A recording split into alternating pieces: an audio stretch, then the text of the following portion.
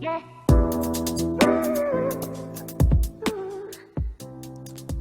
Hey everyone, thanks for tuning in to All Bodies Outside. This is your host, Brian Peterson. Today's guest is Dr. Jeff Rose, who is a professor at the University of Utah. Jeff's research uses a socio-environmental justice approach to nature-society relations. His research examines systemic inequities expressed through class, race, political economy, and relationships to nature. He has pursued a diverse set of questions that critically examine issues of public space, productions of nature, connection to place, neoliberalism, and various non-normative behaviors. Also, his research has contributed towards a better understanding of the complexity of homelessness within municipal public parks and has contributed towards a better understanding of long-term solutions. Today's episode will focus on Jeff's research of exploring the social and environmental justice elements of homelessness across the urban-wildland interface. Jeff, thank you so much for coming on to Old Bodies Outside. Thanks so much, Brian. It's great to see you. It's really nice to connect with you again after spending a little bit of time together at the University of Utah. And anyway, excited to be a part of this. Yeah, well, I really appreciate it. Has your semester at University of Utah kicked off? It's been one day now. So we're recording this on January 10th. And so we had our first day of class yesterday. Okay, we start January 17th. So I'm still Okay. kind of getting some relaxation and not too much. Nice. There's a lot of preparations going on. Yeah. All the research meetings are back in full swing. And I'm already working on some analysis and whatnot. So it's fun to get back into it. Yeah. So we got this incredibly complex topic ahead of us today, and that's persons experiencing homelessness. And there's been a lot of research around it, but it remains a very complex topic. So where do we get started with this conversation? Well, Brian, I think the way that you characterize this is spot on. A lot of times in socio-ecological systems, we talk about wicked problems. And to me, homelessness is one of these classic wicked problems, meaning that it's incredibly complex. We often don't have all the information that we need in order to address it. We don't even know what variables we need to be considering in order to address homelessness. And so it is a really complex topic. I don't know that there's one place that is necessary to get started, but the place that I tend to start from is a reminder to myself and a reminder to my audience, my readers, my students, maybe other researchers, that homelessness is a lived experience. This is something that people are going through. And for most of those people, it's incredibly difficult and often quite painful. And so one of the things that I try to do with my research is remind myself that these are human beings and to center that lived experience for the people who have gone through this. And so, a lot of times homelessness, especially if we look at it at a large scale, we can look at the numbers of homelessness in a city or a county or a state or even, across the country or something like that. And we can get into some pretty large, kind of numerical representations of that. And those numbers are pretty helpful for understanding things like trends and the overall scope and things like that. However, they often obscure some of those daily realities of being outside, of not having a place to go, of feeling dispossessed, of feeling marginalized, of feeling like they don't have access to the services that they need to survive. And so one of the things that I try to do is remind all of us that we're talking about humans. We're talking about people who are going through something that they don't want to be going through. And so I do think that there's some possibilities for how we can improve this. But I always try to kind of ground this in the notion that there are folks out there with lived experiences, and that those are really difficult for people. Yeah, absolutely. Super challenging. And so a couple just foundational things. What do we mean by lived experiences? What's all wrapped up in that? And earlier on, I referred to the issue of persons experiencing homelessness as a complex issue versus a complicated issue. And I wondered if you first wanted to talk about what's all wrapped up in a lived experience of people, why that's important to research, and why we're using that terminology of complex versus complicated. Yeah, that's great. Well, obviously there's a lot that's captured under that idea of homelessness. And as you mentioned, the PEH acronym, the persons experiencing homelessness, I think is appropriate. one of the things that I always try to remind myself again is that they're people first. And so I try to avoid topics like the homeless for a couple of different reasons. One, there is no such thing as the homeless subject. And when I say that, what I mean is we have this very kind of traditional notion of, maybe somebody who lived in the, all the way up into the 70s and even the early 80s of probably a single white male, maybe a vagabond, kind of living by the seat of his pants, jumping trains, going from job to job, maybe even city to city, and weaving in and out of society as he sees fit. And one of the things that we've seen really across the last maybe 3 or 4 decades is that notion of a single homeless subject has been destabilized. We don't have a single idea of who this person is. Increasingly, we see that homeless populations are incredibly diverse. The heterogeneity within them is huge. Some things that might maybe align with some typical preconceived notions is we do see overrepresentation of people who are veterans. We see overrepresentation of people who who've been suffering from intergenerational poverty, folks who suffer from mental illness. Those are things that typically align with some common preconceived notions of homeless folks. Some notions that don't necessarily align with that is we're seeing increasing numbers of families who are facing homelessness.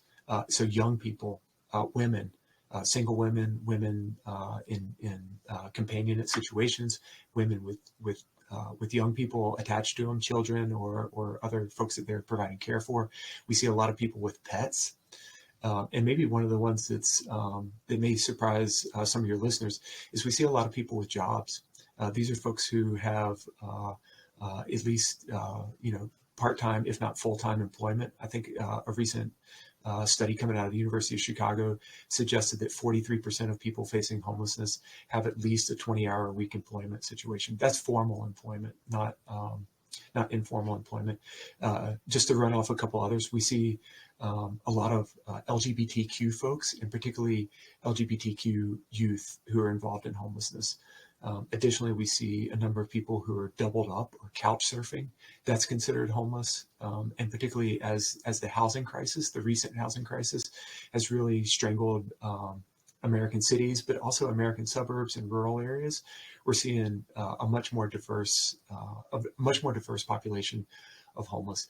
And one of the things that characterizes that, to get back to your question, is all of these people lack stability in their housing situation. And so one of the ways that is common to divide the homeless population is to divide folks into those who are experiencing sheltered homelessness and those who are experiencing unsheltered homelessness. And maybe I'll just spend a little bit of time to differentiate that. The United States has a pretty intricate and a pretty involved homeless management system. And we have most cities and most counties and municipalities have some sort of sheltering system. And so those may be run by the state or the county. They may be run by nonprofit organizations. They may be run by religious organizations that provide some sort of shelters, either on a temporary or an ongoing basis. The flip side of that is folks who are facing unsheltered homelessness. And so these are folks who we often see who are residing in our public spaces. So these might be folks who are in parks or alleyways or riparian corridors or other spaces in the city or outside of the city, and they're making their home without like a physical structure associated with that or a permanent physical structure. So they're often in tents and tarps and sometimes just blankets and things like that, or other kind of fashioned like temporary shelters.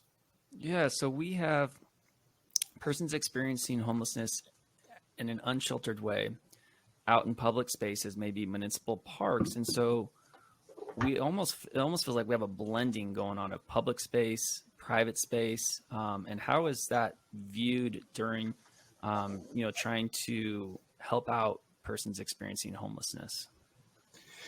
That's a great question. And honestly, when I went into to studying homelessness, I didn't go into it. This is not where I imagined my career would take me necessarily.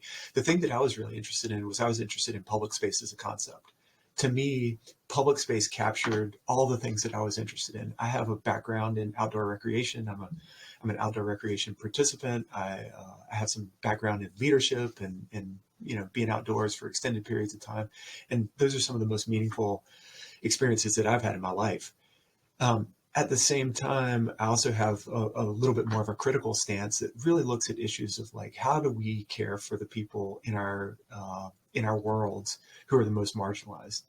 And public space helps us understand that as well. There's an author who I'm a big fan of. His name is Don Mitchell. He's a geographer. He wrote a book back in 2003 called The Right to the City.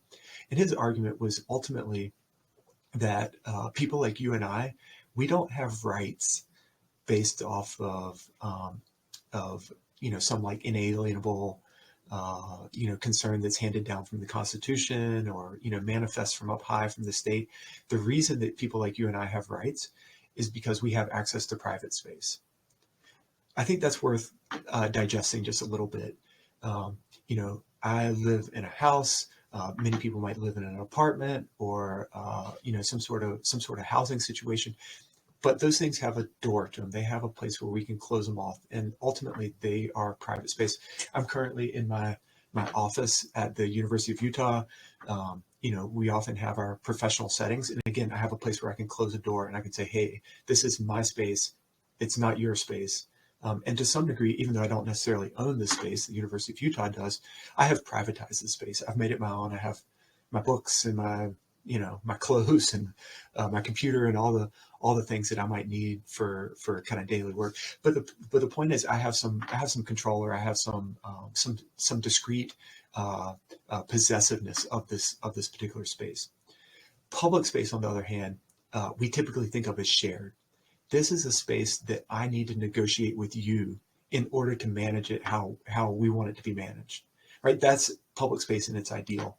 And like I was talking about earlier, one of the reasons that I was really interested in public space is because there's this notion that public space is absolutely vital to democracy. Public space is where we come into diversity. We come into contact with diversity. We come into contact with different ideas, different cultures, different bodies, different ideas, different languages, different foods. We often come into contact with these things in these public spaces. And from the United States, most of our civil rights have been fought for and struggled for in public space. I'm thinking about Martin Luther King making a speech on the National Mall. I'm thinking about free speech movements in Berkeley. I'm thinking about protests that have happened downtown in Salt Lake City. Like, those things are happening in public space. And so public space is in many ways one of the purest expressions of democracy. But for people who are experiencing homelessness, and particularly for those who are experiencing unsheltered homelessness, public space is their home, right? This is where they live. And many of the behaviors that we have collectively outlawed or banned in our public spaces would be fine behaviors to do in our house. So, like, for instance, after work today, you might go home, you might crack a beer, you might put your feet up. At some point, you're going to take a shower. Like, those are things that are absolutely fine and perfectly legal and even expected of you in private space. However, if you didn't have access to private space and you were forced to do those things in public space, crack a beer, take care of your personal hygiene, anything like that, those things would be certainly looked down upon, if not flat out illegal. And so one of the things that we do is we exclude behaviors from public space that we wouldn't necessarily exclude from private space. That's fine. I don't really have like a big stance on public drinking laws per se, but I do think for people who lack access to private space, having access to public space is absolutely vital. And I think about some of the behaviors that we've seen from people who are experiencing homelessness in our cities and in our parks and things like that. If those things happen in private space, we wouldn't bat an eye at those things. But when they happen in public space, we have a much more critical opinion of those, and people suffer because of those critical opinions. Yeah, and it's almost like by acting the way that you would in a private space, in a public space, it seems like we almost close the gates to our democratic processes. We discriminate against people that are doing that, despite that we all do that. We're all people. That's, how we function in private space. And it's interesting, this blurring here, but I also see it's almost like this gate closes where it's like you can't be a part of our decision making, our, grand democratic processes. And I think, you were mentioning some of the writings earlier. I think, don't those writings, weren't they influenced way back with writings coming out of Greece where they talked about, Sure. our democratic processes occur in public spaces? Yeah, I mean, some of the most foundational ideas of what we mean by the public go back to Greek, the agora, right? This shared kind of common space where we interact and we exchange goods and services. But not only do we exchange goods and services, we exchange ideas and we exchange cultures. And to me, one of the things that I really like about these conversations about recreation and conservation and who has access and things like that is when we can celebrate our public spaces as these wonderful places where people can experience their true selves, but also experience close relationships with people around them, and even experience relationships with people they don't expect to see, coming into contact with different cultures and languages, all those things that I mentioned earlier. And so, to me, there's a real celebration to be had there, um, and something that I mean, just to be quite clear, I think something that we're losing as well. I think we're a little less tolerant of behaviors, of people, of bodies, um, of different socioeconomic classes in these different spaces, and the place that I've chosen to really dive into that is through homelessness, and particularly unsheltered homelessness. Yeah, and it's interesting how you said that we're kind of, it appears like we're becoming less tolerant. And I agree with you that there's almost like in the writings of the 70s and the 50s, I was thinking about Jack Kerouac, going around and being a vagabond, and it was celebrated, it was romanticized. And now it's like, hey, like that's not, something that we do. But I also liked your point about public spaces are so powerful because there's differences in perspectives, there's differences in Yeah, opinions, and we don't do ourselves any good by excluding people. The more differences of perspectives, of opinions that we bring in, the more knowledge that we gain, the more that we're able to be inclusive. And there's just so many more strides towards, say, social justice when we're allowed to include everyone. Exclusion is not going to be helping social justice. yeah, that's right. Maybe I can give you a really tangible example of that. We work with the Salt Lake City Division of Public Lands here, which manages most of the park spaces here in the municipality. And one of the concerns that they have is they get phone calls from concerned residents who are stating that there's somebody sleeping in the park, and it's a 72-degree day, it's sunny, and the parks remind them and say, hey, you know what? That's exactly what the park is for. That's a viable use of this space, and shouldn't we all be taking a nap on a 72-degree day in the green grass? And uh, the implication of that is that some people should be doing that and other people should not. So, folks who are gainfully employed, folks who are able to take care of their hygiene, folks who are frankly from a middle to upper class background, or at least who appear to be from a middle or upper class background, are more than welcome to take naps in parks. People who have their belongings with them, folks who look like they've been outside for a long while, they are not allowed to take naps in parks and things like that. And if they are, they're very likely to have, at worst, or excuse me, at best, somebody like a park staff called, and at worst, probably something from law enforcement that can, and the range of responses from law enforcement can be quite extensive. And through that explanation, that tangible explanation that you were just giving, I was thinking about the power differential too. So because I own private property, or private space versus someone that doesn't and is, a person experiencing homelessness, unsheltered in a municipal park, well, I'm going to use my power to, say, hey, this person doesn't belong here. But if it was switched around where the person experiencing homelessness were to call on me doing something, I Sure. wonder if their call would even be taken serious. It's a great question, and it's really a hypothetical, because I think one of the things that is maybe helpful to remind ourselves is that like in our world, our research world, we often talk about visitor use management. And I think that term even has some particular connotations that are worth pulling apart just a little bit. Think about who we expect to be in parks. We expect visitors, and a visitor is somebody, and they can be, of any race, color, economic background. But one thing we know about visitors is they need to leave at some point, right? That is the definition of a visitor. They're here temporarily, and temporarily may mean for 15 minutes. It may mean for 14 days on some federal land or something like that. But regardless, we characterize those folks as visitors. And so when we start talking about visitors, what does that mean for the folks who are, again, spending more time or spending time in parks in ways that the parks are not necessarily designated for? And one of the things that I really challenge my students and hopefully, folks who've maybe read some of our work is I challenge them to think about folks who are experiencing homelessness in parks, not as, an eyesore or somebody who's, making the park a worse place or something like that. But these are valuable stakeholders.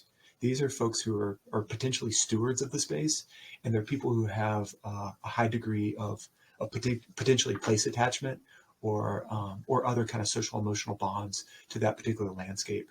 And a lot of times, and I don't want to romanticize this, but I think that that's worth reminding ourselves that these folks have relationships with the landscape and with the other people who are there that are important, that are meaningful. They contribute to that space's vitality. Often they contribute to that space's safety, and that we do ourselves a disservice by making a blanket statement that anytime there's homelessness in a park, somebody is doing something they shouldn't be doing. This park is not being used in an appropriate way. That may be the case, but it also may not. Yeah, and I think that connects very nicely to your comment earlier about it's heterogeneous populations that are in persons that are experiencing homelessness in, say, municipal parks or parks and protected areas. I also was thinking about your talking about visitor use management, and the visitor is someone that has to leave, and just the historical depth of that with how a lot of our parks were set up, which is a very unfortunate part of our history where we, if there was indigenous people living on the land and living there, we kicked them out to make that a park. And now this area is our park and it's going to be our rules. And I feel like some of that still kind of goes on today. Totally. I mean, this is what you're talking about is a central element of colonialism.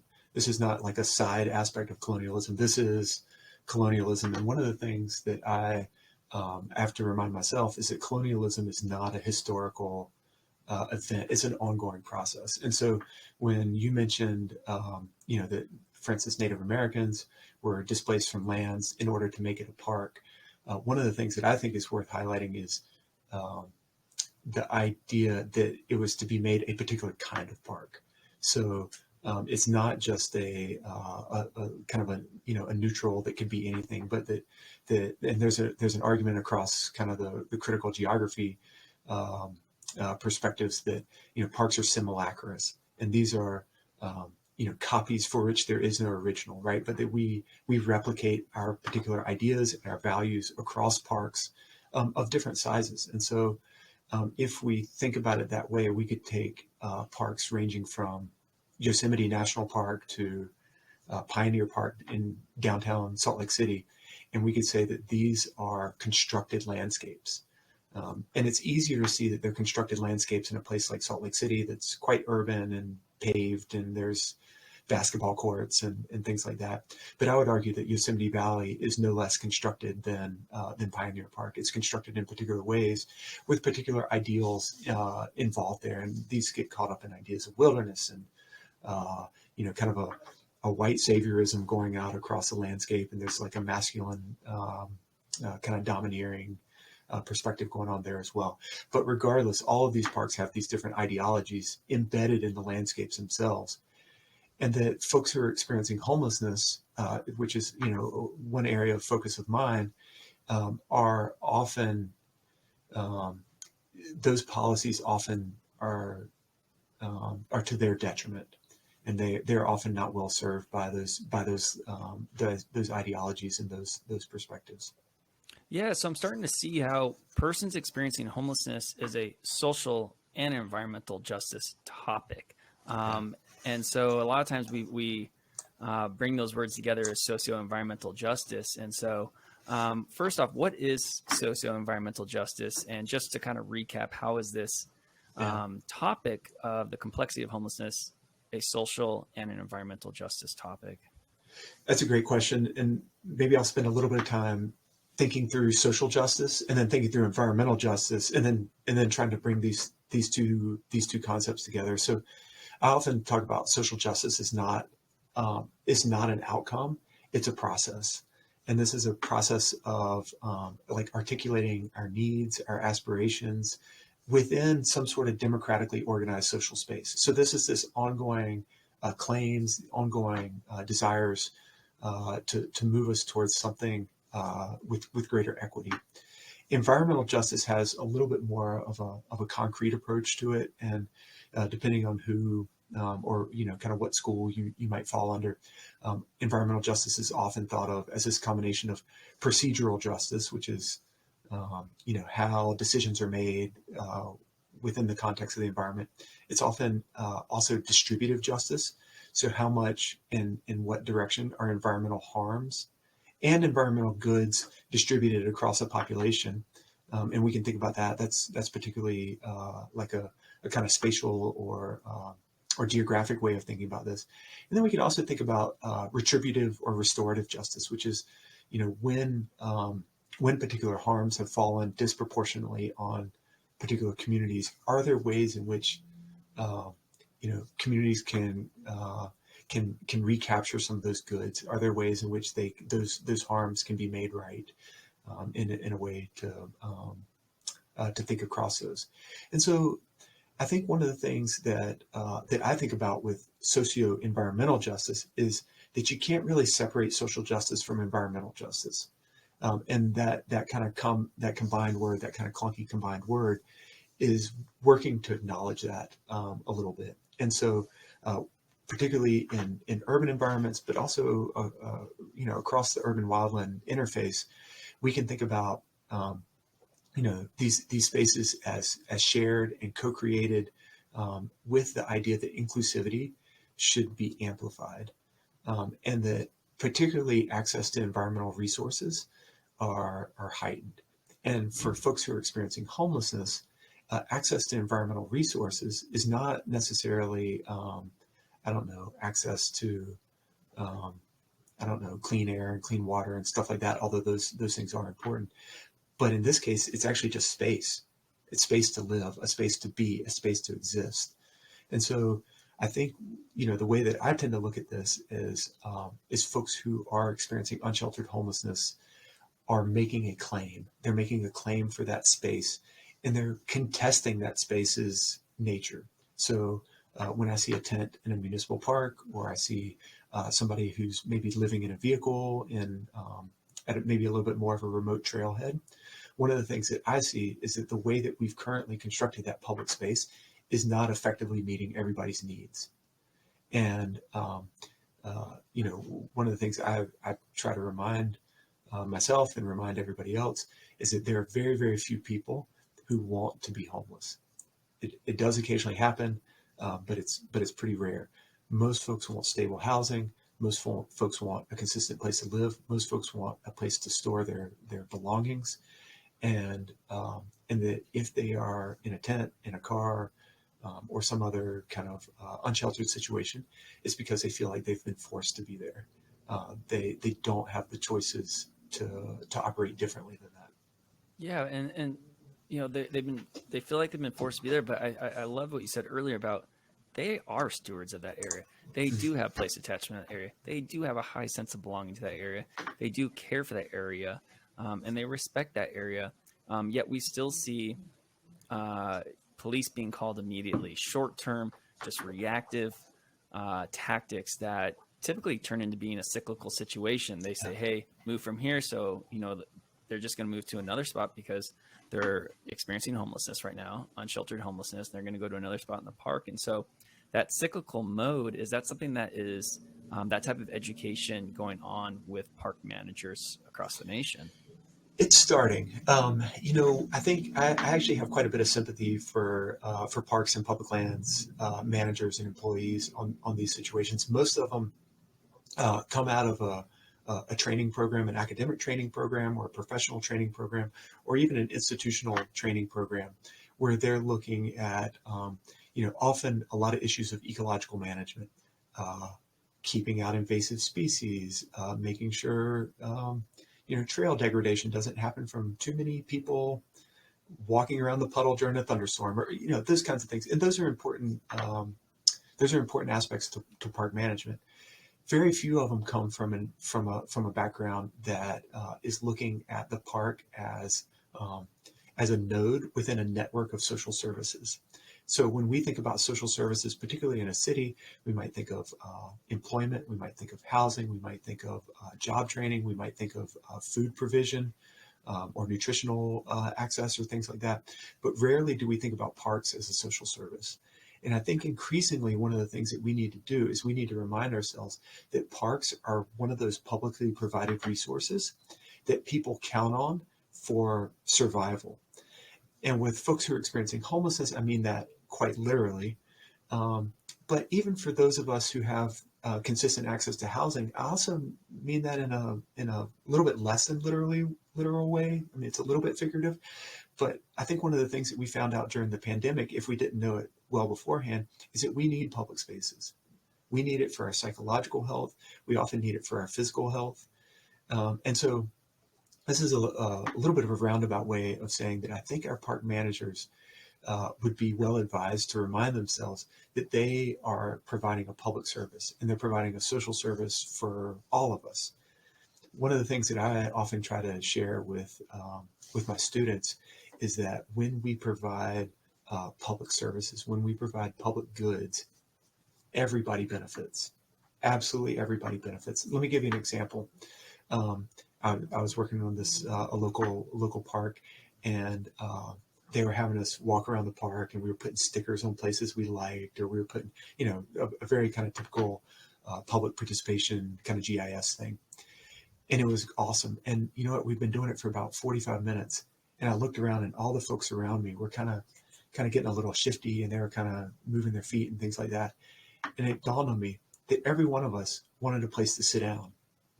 So we looked around this park for something that you might think might be pretty standard, a park bench. And there was no park bench in the park. And of course, the park benches had been removed because they didn't want to encourage people sleeping on the park bench, because that might encourage homelessness.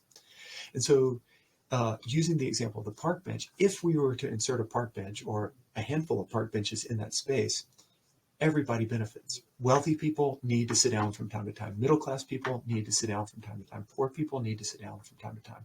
And so when we provide publicly available services like park benches and restrooms, uh, bus stops, things like that, everybody benefits, but poor people benefit disproportionately. And so I think that's worth thinking about in terms of parks in general, right? When we have parks and we have park resources, that everybody benefits from those public services. Absolutely, right? Rich people, middle class, but poor people benefit disproportionately. And so my kind of advocacy on this stance is that we should emphasize those resources, and we should make sure that they're publicly provided. Yeah, yeah. And on that vein of the topic, how would you feel about providing Wi-Fi for free across parks? So, for people that don't have internet, don't have, access to it, maybe they have a phone, maybe they don't, but at least for those that do have some way of accessing the internet, I wonder if that would also be able to just be something that is beneficial for everyone that's visiting the park. I think it's a great question. I think in municipalities and places like that, I think having publicly available Wi-Fi and making Wi-Fi effectively like a utility service makes a lot of sense. I also, um, I think I think maybe some research came out recently on Yellowstone, and there are particular places within Yellowstone where Wi-Fi and cell service was going to be available. And then there's other areas of Yellowstone where it's like, actually, one of the great services we can provide is we can provide no access to a cell tower or no access to Wi-Fi. And so, it comes back to that whole recreation opportunity spectrum. And we probably need to put a number of technologies and trends and things like that in that spectrum. So we can say, hey, we actually offer a variety of opportunities here, and some of which, for folks who need that or want that, have access to it. And, maybe in some of our more remote spaces, we can avoid that. Yeah, and I think you hit that pretty nicely with the recreation opportunity spectrum. Maybe differentiating between front country, back country. People want different types of experiences when they are in the back country. They want to be, for the most part, disconnected and not accessing stuff. But bringing it back to persons experiencing unsheltered homelessness in municipal parks, what are some holistic strategies going forward that benefit the entirety of the public and aren't just focused on discriminating against specific populations? That's a great question. I think thinking about those resources that all of us need, one of the things that I know we all need access to restrooms. So providing access to restrooms, publicly available restrooms. I mentioned park benches earlier. One of the things that we found in some of our recent research is that folks need access to clean water. I live here in Salt Lake City. We have very relatively cold winters and relatively hot summers, and having access to clean water, particularly for hydration in the summers, is absolutely key. And then the other one is access to reliable sanitation. So these are often just trash cans, and not only trash cans that just exist, but trash cans that are regularly serviced. I think the places that I've looked at that do the best job are places that acknowledge that that people who are experiencing homelessness are not only stakeholders of the park, but they're users of the park, and that one of the least effective tools is removing those services and then just pretending that will discourage people from being there. The flip side of that also, where if we provide bathrooms, then that'll just encourage homelessness. I don't think that's the case. I think people who are living in people who are living in parks and protected areas are there because they feel like they have to be, not because they want to be.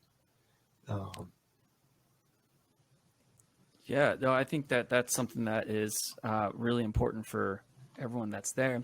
So, Jeff, moving forward with your research, where is your research headed? What's the trajectory where it's headed next?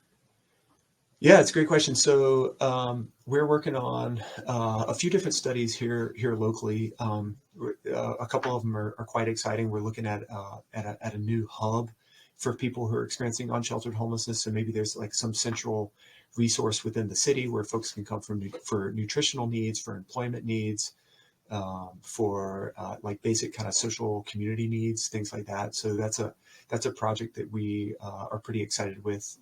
That actually got some funding from the National Sciences Foundation, and then more from like a visitor use management standpoint. We've got a couple of studies going on here along a riparian corridor within the city, looking at homelessness along that riparian corridor, and then got a project going with George Washington Memorial Parkway, which is right outside of Washington, D.C. And so really that kind of urban proximate park, and how do they manage the folks who are experiencing unsheltered homelessness in one of the more difficult areas of the city, one of the more difficult areas of the country to afford rent. And so, I think we're seeing a lot of folks who are experiencing homelessness who are fully employed, and their unfortunate perspective is that it makes more sense to live in kind of this urban proximate park rather than to kind of face the housing market of Washington, D.C., Arlington, Alexandria, that area, which is quite difficult to live. Yeah, I think that's a trend that we're starting to see a lot across the country, where housing is just getting so expensive. Not just buying a house, but renting just a space is getting so expensive. And so for those people who can't afford that, but still are working formal positions 20 to 40 hours a week and can't afford that, it seems, they're going to want to be in urban proximate parks so that they can get to their job and do their work. Yeah, and maybe I'll just throw out a quick stat that's been pretty well supported empirically, which is basically when cities or areas see that their housing price, their median housing price, exceeds 30% of the median wage, that's when you really see a rise in homelessness. And so, I would encourage, and this is like when it's 29%, homelessness stays somewhat steady, and as soon as it hits 30%, we see quite significant rises in homelessness. And so, I think it's worth thinking about for your listeners who are all across the country or maybe even across the world, thinking about where in my area do we see people spending more than 30% of their income on housing? And if so, you can expect there to be a subsequent rise in homelessness. Yeah, it makes sense to me. Makes sense to me. Well, Jeff, this has been a really, really informative and productive conversation. I want to, say thanks for joining All Bodies Outside and taking the time out of, I think you said your first day of the semester at University of Utah to come on here and discuss this, incredibly complex topic that has a lot of meaning to society and can really be helpful for a lot of people. Yeah, thanks a lot, Brian. I've listened to the last couple of your episodes and know that you've got a couple other folks planned, and really appreciate learning from these folks, and hope that I can contribute to some of that as well. Yeah, well, I really appreciate learning from you, and hopefully in the future we can get you back onto Old Bodies Outside. Thanks, man. Have a good day. Yeah, you as well. All right, I'm going to throw on that outro music.